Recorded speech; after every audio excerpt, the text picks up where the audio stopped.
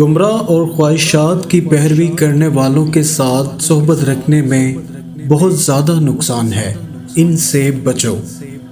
عقل مند آدمی وہ ہے جو عزت نفس کا خیال کر کے عزت و وقار میں اضافہ کرنے والے اعمال کا پابند بنے، اور بے وقوف ہے وہ آدمی جو اپنے ہی ہاتھوں اپنی ذات کو ہلاکتی اور رسوائی میں مبتلا کر دے۔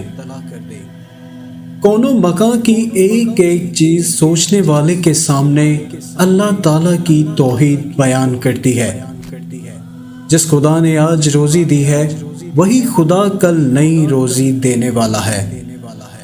آج کی روزی میسر ہو تو پھر کل کی فکر کرنا عیب ہے۔ مومن کو مبارک اوقات اور مبارک مقامات میں اللہ تعالیٰ کی جانب رجوع کرنا چاہیے۔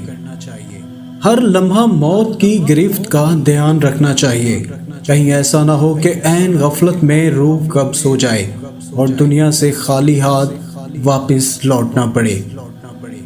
دنیا ایک امتحان ہے، عقل مند آدمی وہ ہے جو اس امتحان گاہ میں محنت کر کے کامیابی حاصل کر لے۔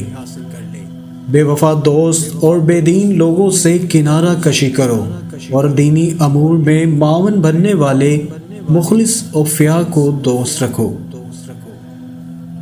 جو صوفی جاہل اور بے وقوف ہو وہ خلافت کی ذمہ داری امانت داری سے انجام نہیں دے سکتا۔